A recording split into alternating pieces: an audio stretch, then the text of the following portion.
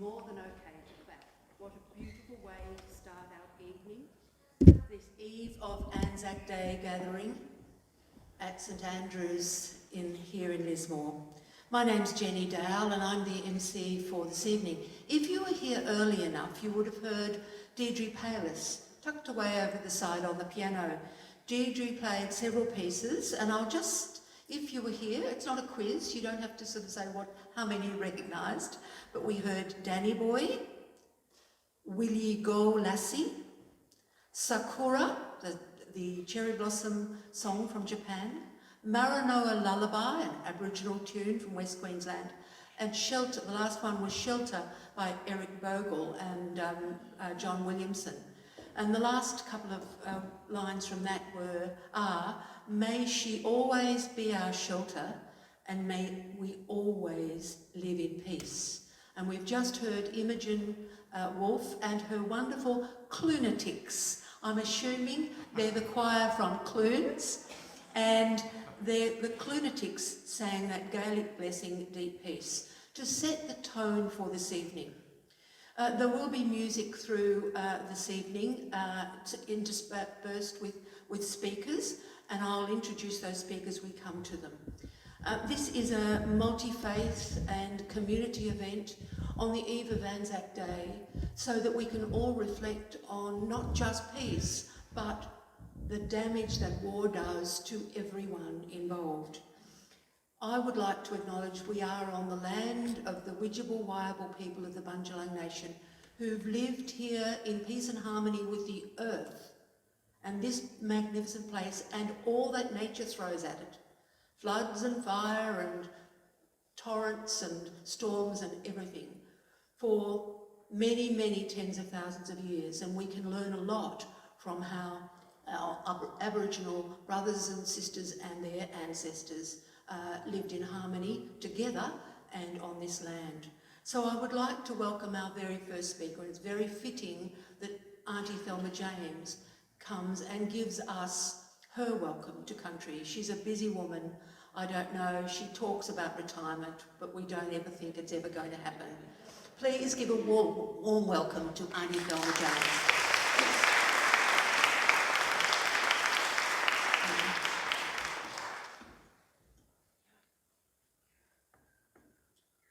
Thank you, Jenny. She was going to retire the same time I did, but we haven't. And probably quite a few of you here as well. Yumbalay, everyone. Welcome to this evening's event. And it's been a big year, even though it's only, not even halfway through yet. But so many changes have happened on the world platform, and so much healing has been happening, and we here in Lismore have recognised that with all that we had gone through last year, the floods, the homelessness that's still happening, the debates that go on in Parliament, and sometimes we feel like we're lost in amongst all of it. I know I've gone through a lot of emotional things, but then the next day a friend will come along and you start all over again, or you get up each morning and you start all over again. But that's life. We need to get it. If only we could put that resilience into our young people and let them be able to see that life goes on and life is worth living. And Aboriginal people, they started each day probably in the same manner, but their simple structure of life was what's for dinner tonight, where are we going to find our food, and record and do dance and song about the day's events. And that kept them busy. And in that lifestyle, they didn't suffer from anxiety because nature told them and showed them where the food supply is from calendar to calendar. And they didn't suffer from depression, which is something that we do in our society, which is pretty much can make or break people. But if you're a good friend and you just ask, how are you, you'll find that those few words can help so much. I've been busy since December, and I thought I was a bit on the outer of the quieter side after we had the native title, because it showed how the Aboriginal race has been influenced by the non-Aboriginal race, and greed and monetary things all come into play.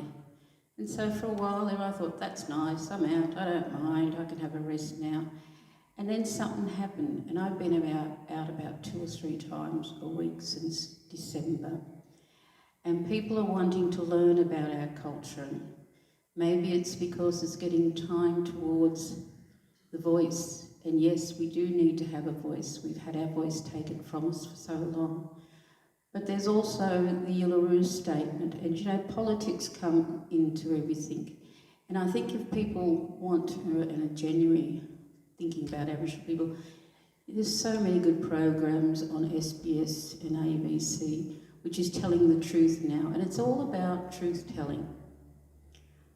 And that goes for churches, for everything. You can't build a good foundation on anything unless it's truth-telling. It's a relationship, it's a marriage. It's coming together as a congregation here for tonight to learn to look, listen, and find out who you are. I went to the gay and lesbian and did a welcome there for the first time. And my grandmother said to me after that, and I always tried to teach my children to always take people at face values. There's good in everyone, don't look for the other. And I came away really in a different mood, different awakening. And my grandmother said to me in my ear, she said, "We are who we are. And if you're not who you are, then who are you?" I've actually heard that quote a few times in the last week or so by people. So it's sometimes words that are meant to be heard, and this is what I call proper time, which I learned when I was lived in the Northern Territory, is starting to be passed around. And so if you're not who you are, then who are you? If you're not a kind person, do you want to be kind? You can always change, you know. If you're not a kind person and you don't know how to it, then you do something good for somebody else. And this is like how I can't understand how the war has become so devastating. How I don't know where it starts or where it ends. Aboriginal people didn't have wars as such. They had battles. They had one over here at Lake Street. And what they do is like going to a football match. The young ones come in, they have a battle at each other and go away after they're really tired. Reminds me of my 2 kittens at the moment that are in the house that were rescued from the flood. They run around, they carry on, and they go puffed up and sleep for another 5 hours. But there are so many,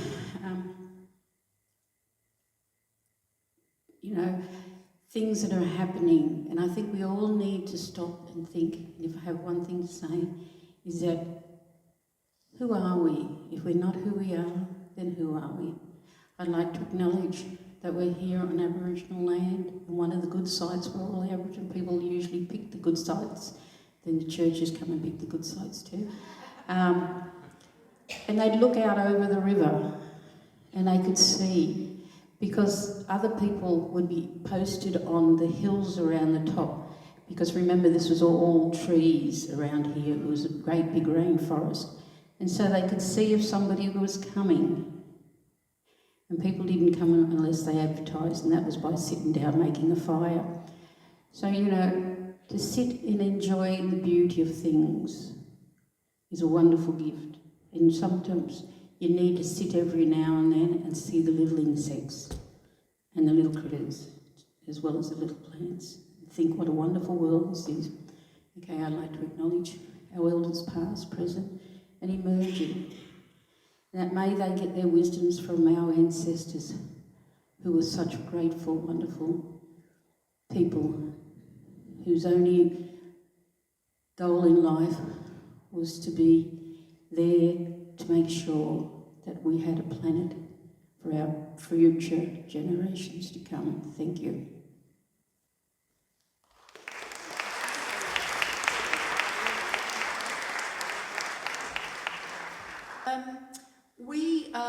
This service will go for approximately an hour, and towards the end I will tell you what the next stage is. We will be gathering in the hall later, but a bit more information about that afterwards. This church has a new rector. He started in March, and after having to be in Brisbane for family business yesterday, he's travelled back here today, he's travelled back here this evening. So I'd like to, it's unusual for us to give a welcome to the man whose parish this is, but I would like you to give the rector, Reverend Greg Jenks from this parish, a very warm welcome back to his church.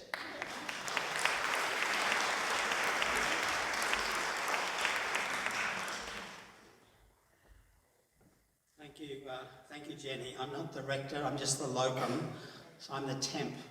But I am a Lismore boy, so it's kind of nice to come back home after 55 years. And I used to, of course, be in the Church of Christ down the other end of Keene Street when I was a child. And so I only started coming here when I became the locum. So there you go. Thank you, Auntie Thelma, as well. I can just see you in all the bright lights. And it was my mother-in-law's funeral today, which was why I was up in Brisbane and rushed back down this afternoon. Despite all that, it's fantastic to have you here. There's a lovely hum of people in the building.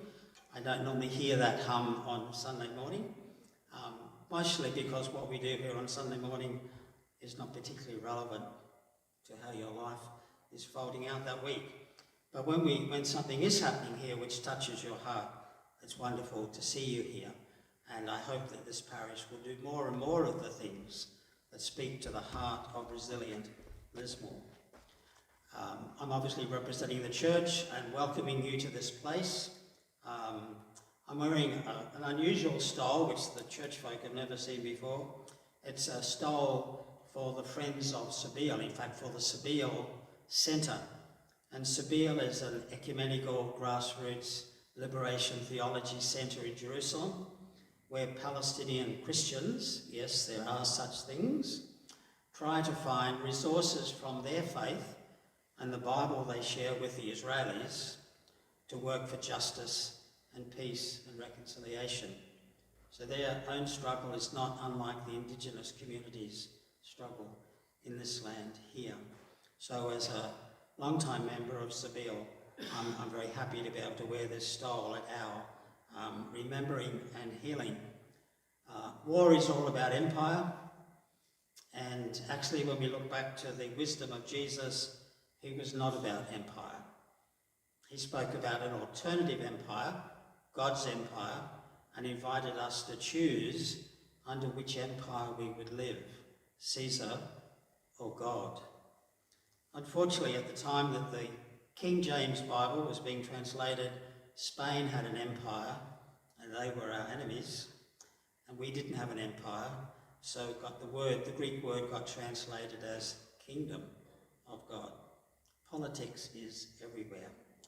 So in the name of Jesus, the one who walked with the little people, who remembered, who invites us to gather at the table and remember him, and the one who healed and continues to heal the world, you're very welcome, and may we be overwhelmed with a rush of peace and goodwill.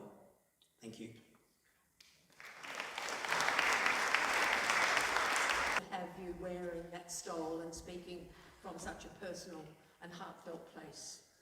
I've checked that all our speakers are here tonight except one, and because I can't see into the audience, I wonder if Stella Green is here originally from the Solomon Islands. Is Stella here? And if she is, would she make her way to the front, please?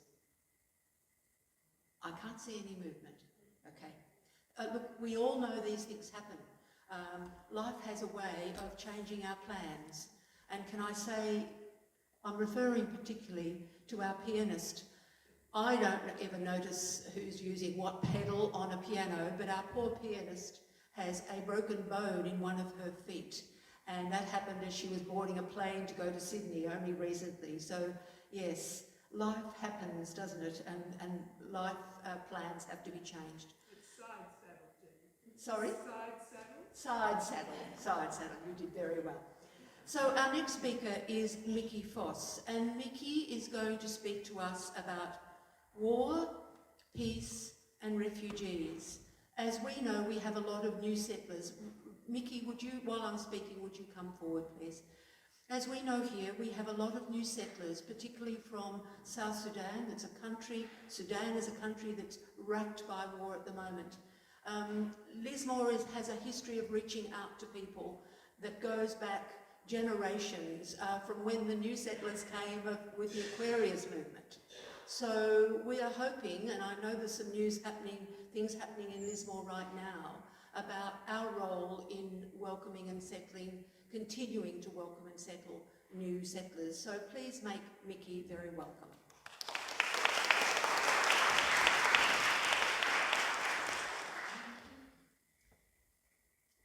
Hello, everyone. I'm not so versed in speaking as Jenny and Auntie Thelma and the temp of this church. So I was called on a somewhat short notice to speak tonight instead of one of the wonderful Sudanese women that we have settled in Lismore. She also, something happened in life and she couldn't come. So because I'm not so versed, I have decided to read from what I have written instead of trying to do it by heart and look up and look down. Okay, so in 1979, when I was young and beautiful, 44 years ago, so a long time ago, I went to Sudan with my then boyfriend. I loved the country, I loved the people. They were warm, generous, welcoming. The reason we could go was because there was peace. No war at that very moment in time. Unfortunately, as we all know, I think, a rare event in Sudan.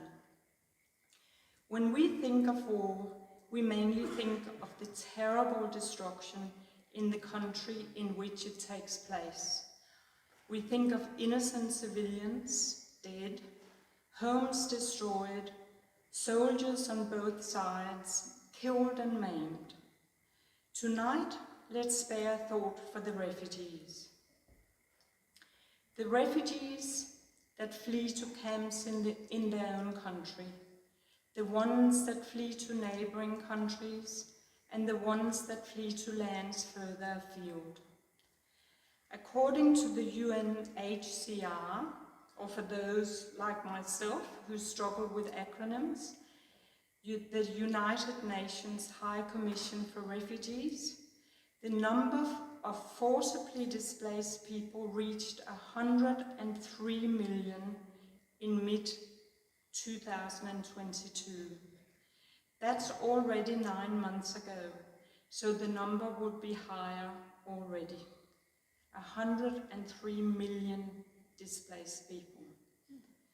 Approximately 33 million of those are war refugees. Since World War II, Australia has allowed approximately 930,000 to settle here. The majority of those was immediately after the end of that war, and there were 60 million people as refugees. Like that, the result of that war was 60 million people refugees. In recent years, the numbers settled have been much, or the numbers coming into Australia has been much lower. A mere trickle of asylum seekers and refugees have settled in Australia. Approximately 250 Africans from several countries have settled in Lismore since 2004. We have welcomed people from Sudan, now South Sudan, because as we know the country has since divided into two. We have settled people from Congo, Sierra Leone and Eritrea, mainly. I mention them because that's the majority of people I have been involved with. There might have been more from different from other countries in Africa, but I'm not aware of that. Why Lismore? How did that happen? One man, and he deserves to have his name mentioned, Michael Douglas, no, not the American actor, but our very own Australian local living man. He dug into his own pockets and started to sponsor refugees from Kakuma Refugees Camp in Kenya. The Department of Immigration has the power and final say over who can enter the country or not. But if a refugee has a sponsor, their chances will be manifold increased. To cut a very long story short, Michael welcomed the first Sudanese family into Lismore in 2003. After the first, more families were successful in being granted a visa from the Department of Immigration due to Michael's sponsoring efforts. Soon, more local volunteers were needed to resettle families. I saw a small notice in our wonderful, now defunct community paper, The Echo, in 2004. Volunteers to resettle Sudanese refugees in Lismore, it said. For me, it was a no-brainer. I had been in Sudan for 4 months in 79 and for another 2 in 81. I was an asset in terms of some knowledge and some understanding of their culture. I joined the Sanctuary Northern Rivers organization as a volunteer together with 3 others. Together we resettled the next family and the next and the next. More volunteers joined. A board was formed. It is and has been a hugely sad, uplifting, heart-wrenching, positive, eye-opening experience to be part of the process of supporting, often, if not always, extremely traumatized, yet grateful, resilient, and always wonderful people to settle in their new and safe home. However, it's important to mention that not one single resettled person would choose their new country before their country of birth. Think for a moment about what they have been forced to give up and leave behind. Their country, family members, both dead and alive, language, food, known culture, their home, friends, livelihoods, just to mention a few important and devastating losses. Everyone I've had the pleasure of meeting since 2004 have been immensely grateful to be here. It is safe, we have been welcoming. They all make the very most of it in their different ways. This place has become home, but it was never their choice. War takes lives, and war changes lives. I would like to end with some positive, relevant news. Recently, the Ballina for Refugee Group have resettled 2 families from Syria, and within the next week will welcome a Venezuelan family. And at the end of May, a subgroup of Sanctuary, a new group that has just started, will welcome another Venezuelan family into Lismore. Let's all make them very welcome.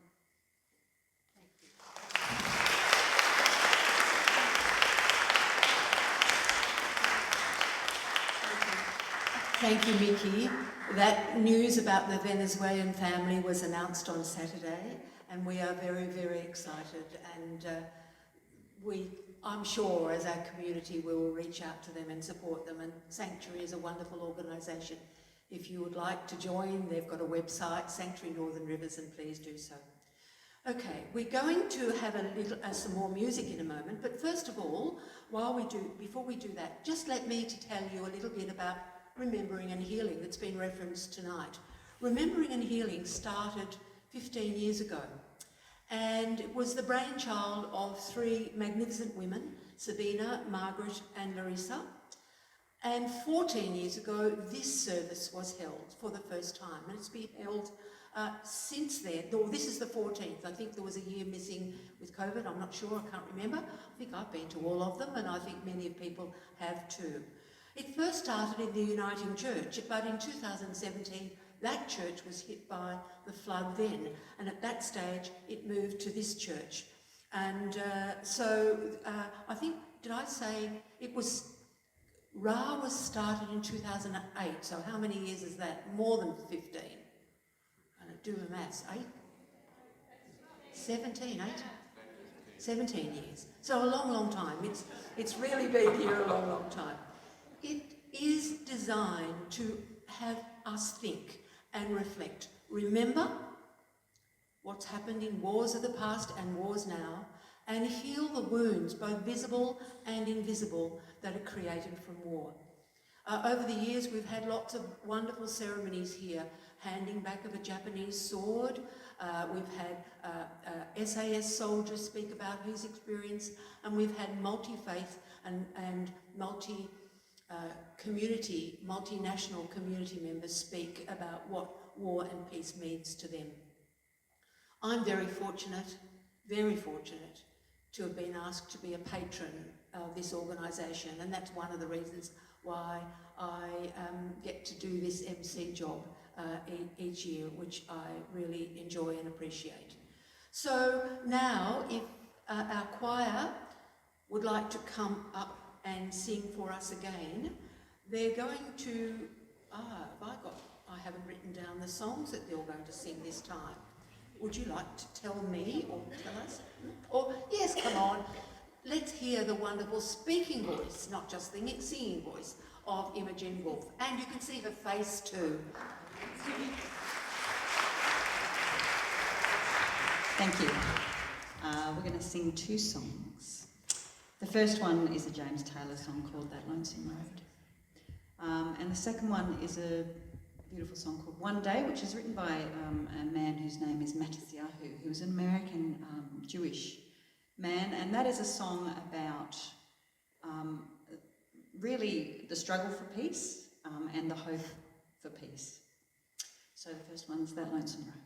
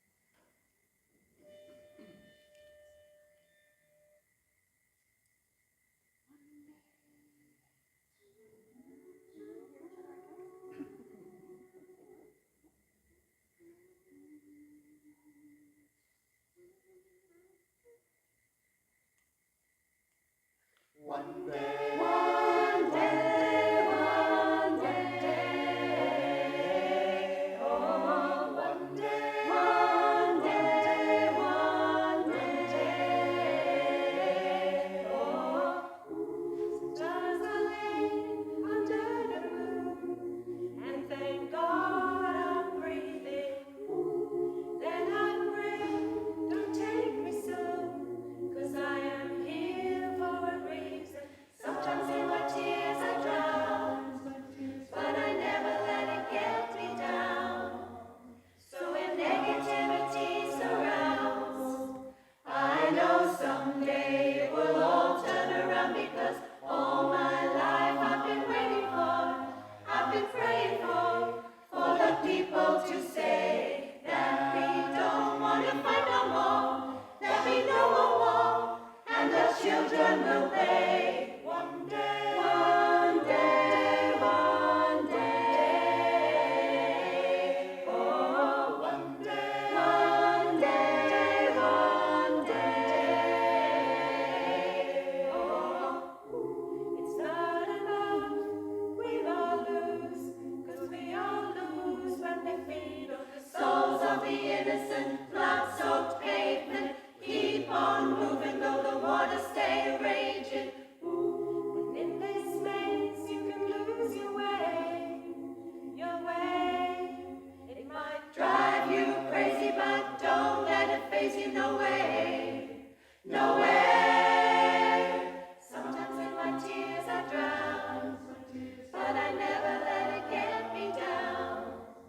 So when negativity surrounds, I know someday it will all turn around, because all my life I've been waiting for, I've been praying for the people to say that we don't want to fight no more, there'll be no more war, and the children will pay. One day, one day, one day, oh, one day, one day, one day, oh, one day, one day, oh, one day, one day, oh, days of the jaded songs, stop with the violence, down with the hate. One day we'll be free and proud to be under the same sun, singing songs of freedom like one day, one day, one day, oh, one day, one day, one day, oh, one day, one day, one day, oh, one day, one day, one day, one day.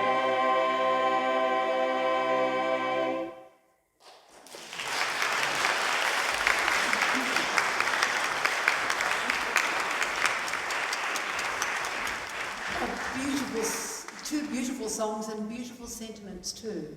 Thank you. We have every time we have this event, we are very fortunate to have someone here from our local Northern Rivers Muslim Association. And I understand that Abdul Aziz is here. I haven't seen him yet, but he's a regular at these events. And this year, it does not coincide with Ramadan. So we're very pleased that he will have a full belly. And we would like to welcome Abdul Aziz, please, to come up. And I understand that Abdul has brought his family. I can't see them from here, but I'm sure that they're here, and we hope that Abdul and all his friends and colleagues from the Muslim Association continue to feel supported and really appreciated here in not just Lismore, but our Northern Rivers. Please come up, Abdul. Thank you, everyone. Bismillah ar-Rahman ar-Rahim. Inna alhamdulillah wa salatu wa salamu ala Rasulillah. In the name of Allah, the Lord of Muhammad, the Lord of Jesus, the Lord of Moses, the Lord of David, Abraham, peace be upon them all, and the whole mankind. The most gracious and the most merciful, all the praise are him to alone, and prayers and peace be upon his messengers. Good evening, everyone. Today, on this eve of the Anzac Day, I'm here to deliver a message of peace on behalf of the Northern Rivers Muslim Association. And I greet you with a very peaceful greeting of Islam. Assalamu alaikum wa rahmatullahi wa barakatuh. Peace, mercy, and blessings of Allah the Lord be upon you all. I'll begin my message by reciting a few verses from the Holy Quran, followed by its translation. Allah the Almighty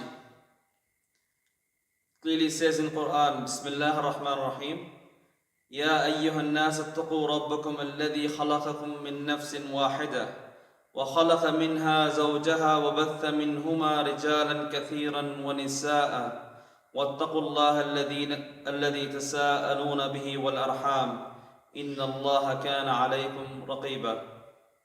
O humanity, O mankind, be mindful of your Lord, who created you from a single soul, and from it he created its mate, and through both he spread countless men and women. And be mindful of the Lord, in whose name you appeal to one another and honor family ties. Surely Allah, the Lord of the world, is ever watchful over you. In another verse, Allah subhanahu wa ta'ala says, يا أيها الناس إنا خلقناكم من ذكر وأنثى وجعلناكم شعوبا وقبائل لتعارفوا إن أكرمكم عند الله أتقاكم إن الله عليم خبير. O humanity, indeed we created you from a male and a female and made you into peoples and tribes so that you may get to know one another. Surely the most noble of you in the sight of the Lord is the most righteous among you all. Allah is truly all-knowing and all-aware. In this verse, the Lord of the world clearly says that He has created us into different tribes, different nations, and different people to know one another, not to go on to war with one another. The teaching of Islam invites people to live a peaceful life based on theism, justice, and purity. Therefore, peace in Islam is an eternal constitution. As the messenger of Allah, peace be upon him, once said, whoever is not merciful to those on the earth, those in the heavens will not be merciful to them. Even the nature of war in Islam is a defensive one, not an offensive one. Because the principle of Islam is peace and coexistence, not conflict, violence, and war. In many verses of Quran, God has allowed to fight only for defense. Therefore, war in Islam is a secondary principle, not a primary one. Islam is a religion of tolerance, peace, reconciliation. Islam emphasizes on peace in communication with all people in a society, and encourages its adherents to avoid war and violence at all stages. The Prophet, peace be upon him, said, the Muslim is one whose tongue and hand, by whose tongue and hand people are safe. Islam teaches that every life is sacred, that one has a duty to uphold truth and justice. As Allah says, whoever takes a life, unless as a punishment for a murder or a mischief in the land, it will be as if they killed all of humanity. And whoever saves a life, it will be as if they saved all the humanity. The Lord Almighty has given humans the right of equality as a birthright. Therefore, no man should be discriminated against on the ground of color, skin, place of birth, the race, or the nation in which they were born. Hence, each and every soul is accountable on the day of judgment for their own deeds and actions.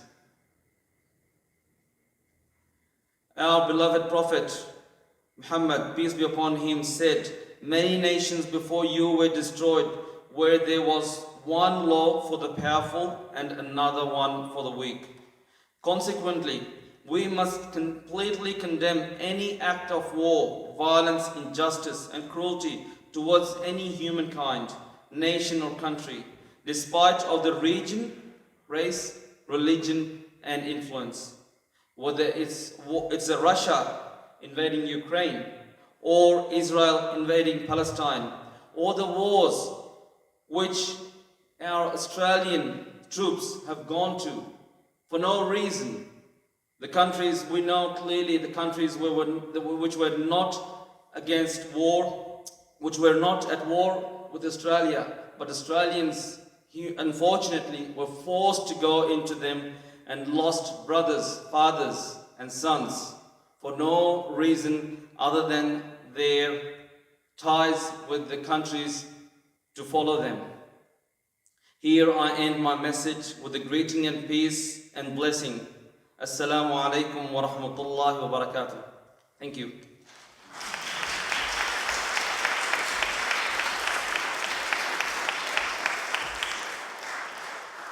Thank you, Abdul. Some really powerful words in there and powerful messages. War and violence doesn't just happen on a battlefield overseas. It just doesn't happen with guns and knives and other bombs and other weapons of war. Violence happens in our very homes. And tonight, we have a speaker from the Men and Family Centre. Lisa McPhee is the project coordinator and facilitator, and I asked Lisa to come up because if we don't have peace in our homes and our communities, how can we possibly be arguing and demanding and praying for peace in other places? Please welcome Lisa.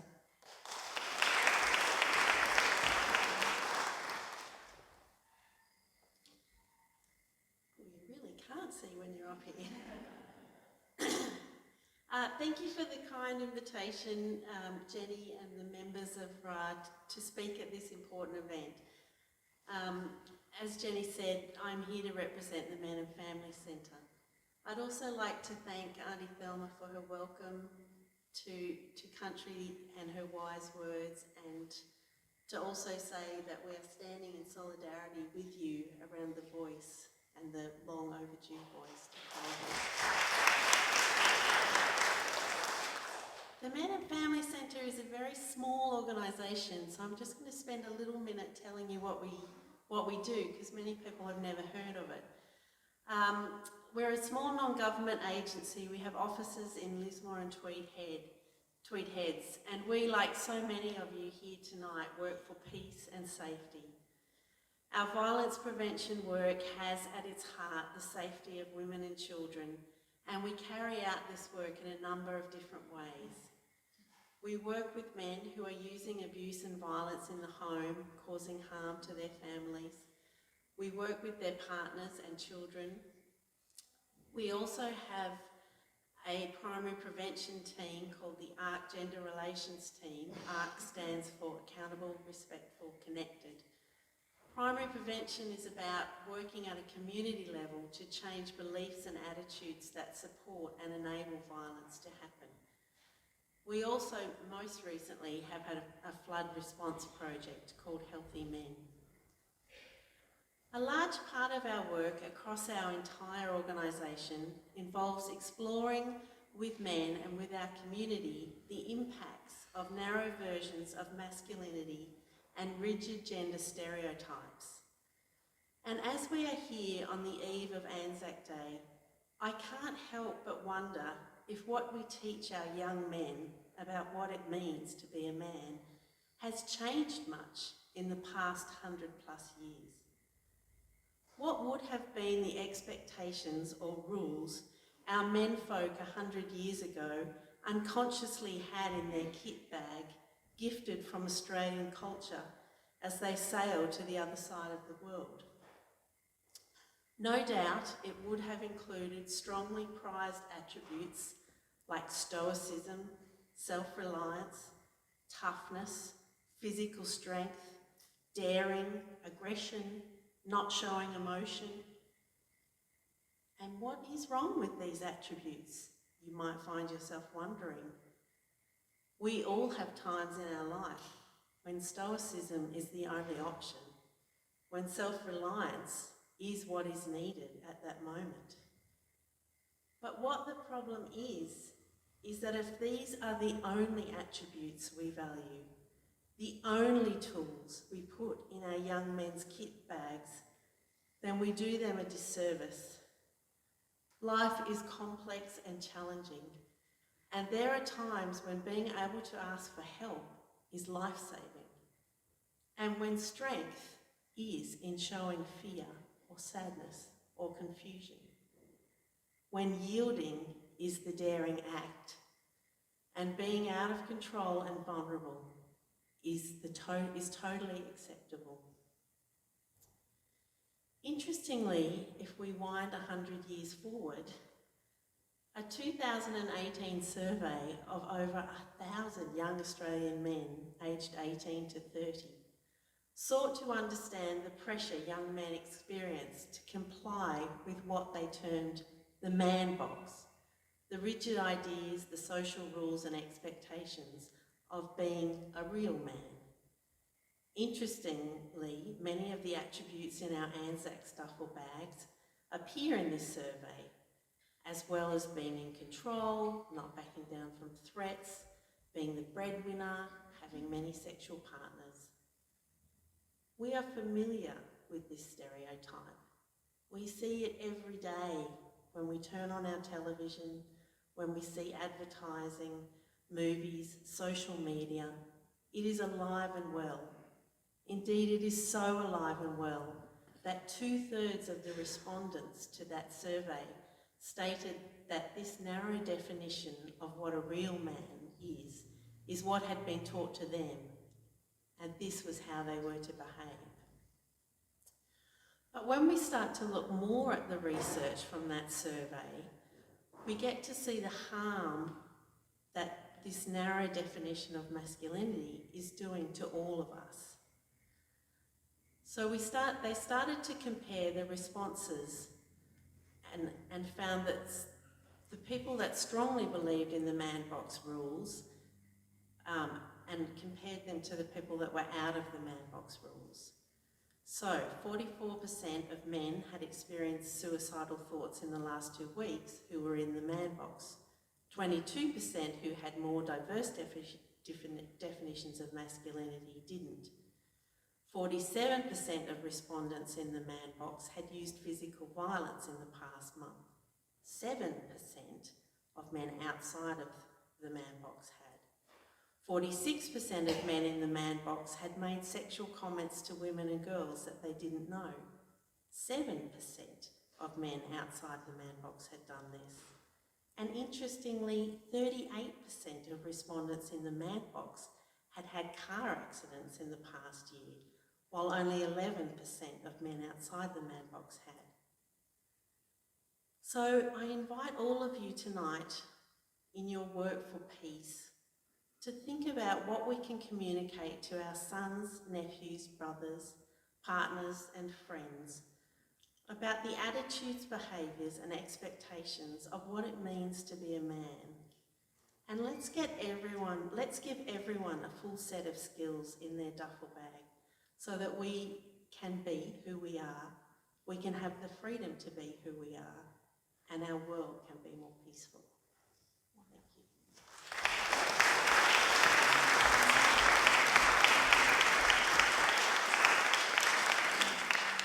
Thank you, Lisa. That was wonderful and a real reflection on all of us, whether we are male, female, mothers, fathers, brothers, sisters.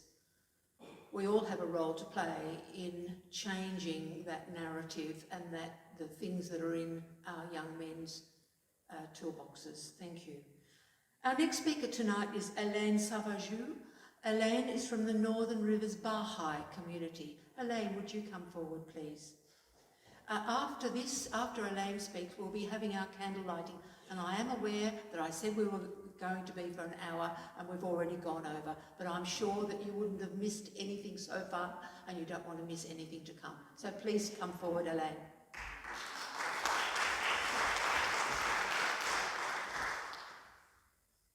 It is dark. Well, thank you for holding this evening of remembrance and healing, and thank you for the kind invitation to contribute to your program. So my name is Hélène Safadjou. Hélène is my French mother. My maiden name is Tekla Mariam, which is an Ethiopian name, and Safadjou is my Persian husband, Iranian. And so this is the combination of me. And I want to tell you how, in thinking about how peace and healing can come about, I would like to challenge us to think of what we can do every day. Because thinking of world peace is a large abstract construct which seems to be out of reach. But instead, let us think of what, as individuals, as community members, as members of institution, we can do to walk a path that leads to peace in our families, in our communities, in our neighborhoods. On the eve of this Anzac Day, I want us to think of how we can create peace and not fall into old patterns. We've heard about all of these tonight. That path is to start with creating unity first around us. In the Baha'i writings, it states, when a thought of war comes, oppose it by a stronger thought of peace. A thought of hatred must be destroyed by a more powerful thought of love. This is totally opposite of what we've been hearing. All of us carry a history, and as I told you, my history is big. We are all descendants of somebody. We stand on the shoulders of very brave, courageous people who before us lived, worked, loved for us to be here today. However, we don't have to carry their resentment or their anger. It is a choice we all have. In the Baha'i faith, we say, O Son of Spirit, noble have I created thee, yet thou hast abased thyself. Rise then unto that for which thou wast created. And this is the writings of Baha'u'llah, the prophet founder of the Baha'i faith. Now, if you think of each one of us as a noble being, and every child around us as a noble being, think of it. Noble means that we have high, distinct features that makes us able to do amazing things. And we all saw this with the floods and all these wonderful capacities that everybody had to help each other. Can we do this in times of peace? Because really, we had war with nature. Every day of our life, every one of us, we are challenged by many questions, whether we realize it or not. One is the nature and the purpose of our life. Why am I here? Why am I here now? The second one is, how can we better ourselves and cultivate spiritual qualities, those virtues such as being more loving, patient, kind, generous, to name but a few. But the first one is truthfulness, because it's the foundation of all human virtues. You cannot be loving, you cannot be kind if you don't have truthfulness. The third one is our interaction with the natural world. We want to make our place better. The fourth one is this inherent nobility of the human being, its capacity to have and to show fine qualities or high moral principles. We do have it. Just see two children meeting each other. They will become friends within seconds. But as adults, we forget about this. The whole purpose of life for a Baha'i is how best to apply the social principles of unity that will enable mankind to advance and ultimately for peace to come about. So what are those social principles? And I want you to think about those when you go home. One is the abolition of all forms of prejudice, these prejudgment on something or someone, this fear that makes us decide whether we're going to talk to that person or not. The other one is the equality of men and women. These are two wings on which the bird of humanity is able to soar. It is important that both have access to education in the same way. Another one is the adoption of universal auxiliary language so that we can understand each other. The other one is the harmony between science and religion. Another is the abolition of extremes of wealth and poverty. Think of it, 50% of the world wealth belongs to 1% of the world richest. And finally, the institution of a world tribunal for the adjudication of disputes between nations so that no wars happen, so that we actually sit and talk to each other. And finally, the confirmation of justice as the ruling principle in human affairs. Baha'u'llah states, and today is actually one of the fourth day, we are in a period in Baha'i faith of the Kenya festival between the 21st of April to the 2nd of May. So this is a wonderful opportunity for me to quote Baha'u'llah, who in 1863 said, "Witness how the world is being afflicted with a fresh calamity every day. Its sickness is approaching the stage of utter hopelessness, inasmuch as the true physician is debarred from administering the remedy, whilst unskilled practitioners are regarded with favor and are accorded full freedom to act." Baha'is do not view these principles as mere statements of vague aspiration. They are understood as matters of immediate and practical concern for individuals, communities, and institutions alike, which we all belong to. So each one of us has a level of influence, and this is the challenge. As individuals, as members of a family, as people living in a street with our neighbors, with our social clubs, our sports teams, in our workplace, as members of communities, and as individuals serving institutions. What is it that you can change, that I can change to bring you more unity into my environment? That feeling of oneness, that noble feeling that I know exists in everyone. How can I raise them in these immediate environments in which we live? Finally, I want to close with this quote that says, "O Son of Man, veiled in my immemorial being and in the ancient eternity of my essence, I knew my love for thee. Therefore, I created thee, have engraved on thee mine image, and revealed to thee my beauty." Thank you, Elaine.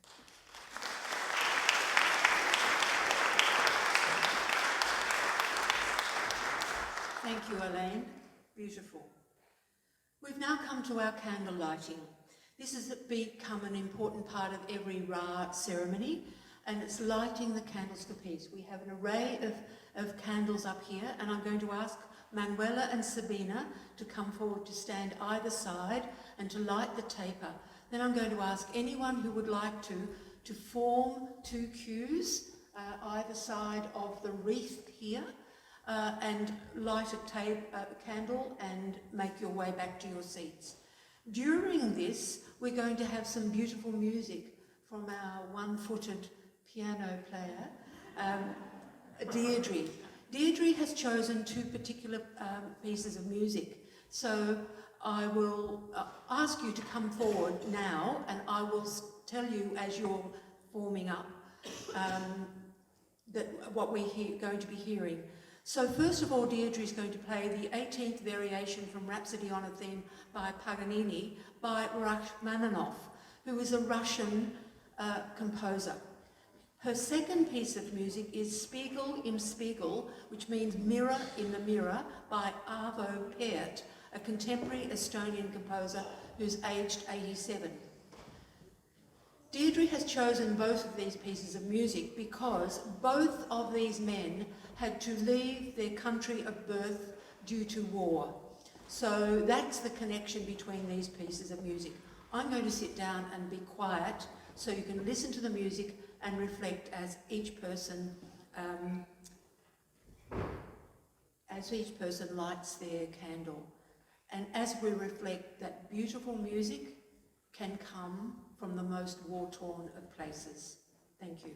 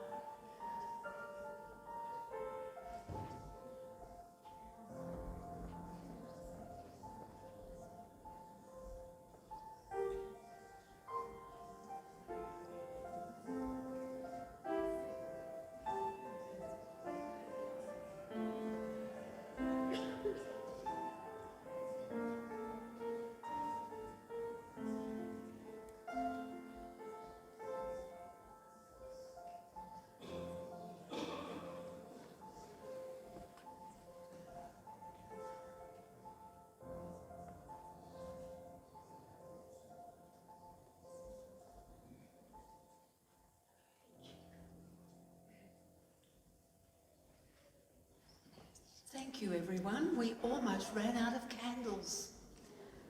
It's hard to tell how many people are here when you're standing up the front, but the lines kept on coming, and it warms our hearts, everyone associated with Ra, to see so many people here. So, we're almost at the end of this service. I'd like to thank the speakers, the musicians, Deirdre, Imogen and the Clunatics. I'd also like to thank Rob, who's taking photos, Tony, who's been filming, and Dawn from this church, who's the sound maestroess. So thank you so much for all your help today. I don't know if Rachel Ayan is here, but I know that the special message to you to say thank you for being here.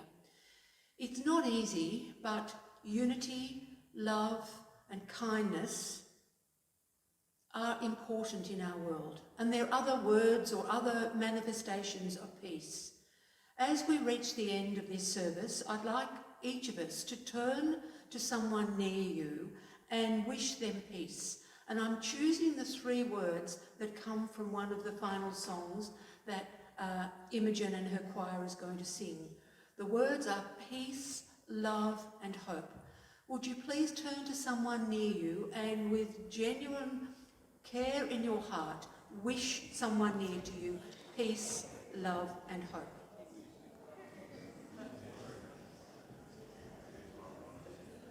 Thank you. Now, before I ask the choir to come up, just a couple of little pieces of information. And then you'll be very pleased to know that after the choir has sung, you won't hear me back again. So the beautiful sounds of music and lovely voices will be ringing in your ears. First of all, would all speakers who've been up here tonight please stay for a photo at the end, up the front. So that's the first piece. After these 2 last songs, I would ask that you all join us in the hall for refreshments. There are also lots of white poppies here. These beautiful crocheted white poppies, white poppy is the sign for peace. And these beautiful white poppies, there are some on the front of the lectern, are actually crocheted by the Carmelite nuns and their supporters. So there is a box of them in the foyer of the hall. We ask that you make a donation. That donation, some of it will go to Carmelites and some will go to Ra, but there's a donation box as well. And would you believe, Ra has a square. So if you're one of these thoroughly modern people who doesn't carry cash, no worries. There's also an information stand about Ra in the hall, and while you are in there, there's also a suggestion box. Ra doesn't know what else it needs to do here that the community would like it to do. So if you have a suggestion of something that Ra could get involved with, please write it on a piece of paper and put it in the suggestion box, or talk to someone from Ra on the committee just if you'd like to talk about your thoughts, please. So, I think we're at the end. I would like to leave you with a quote from the Dalai Lama, if I can see it, because it was way back at the start. Peace does not mean an absence of conflicts. Differences will always be there. Peace means solving these differences through peaceful means, through dialogue, education, knowledge, and through humane ways. Now I'm going to ask Imogen and her choir to come forward. They're going to sing 2 songs. First of all, I Believe in the Sun by an anonymous Jewish poet from World War II. And the last song, as we've already mentioned, is called Peace, Love and Hope. It's I've been told it's very short and very sweet to finish. Thank you so much, everyone, for coming. Let's have a round of applause now for the choir again.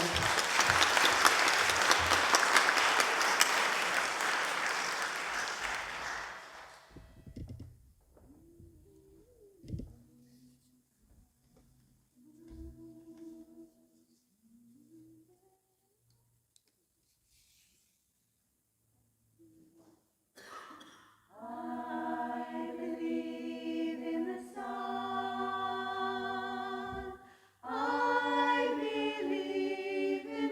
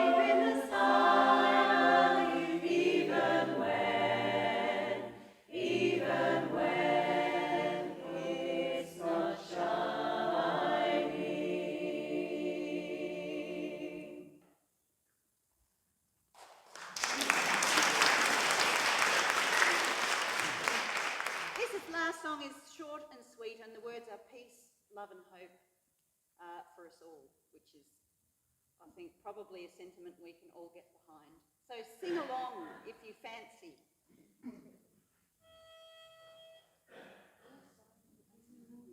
Oh, that's not in that key.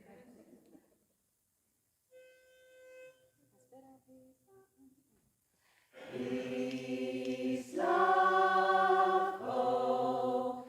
Peace, love, and hope for us all. Peace, love, hope for us. Peace, love, and hope for us all. Peace and love, hope. Peace and love, peace, love, and hope for us all. Peace, peace and hope for us. Peace, peace and hope for us. Hope for us all. Peace, peace and hope for us. Peace, peace and hope for us. Hope for us all. Peace, peace and hope for us. Peace, peace and hope for us. Hope for us all.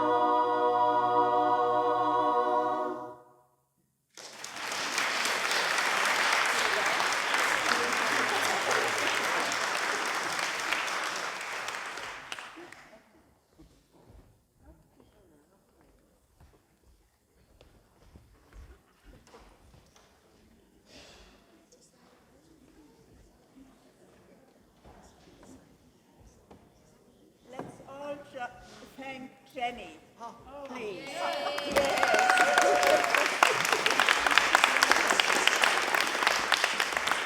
And join us, please, over in the hall for refreshments.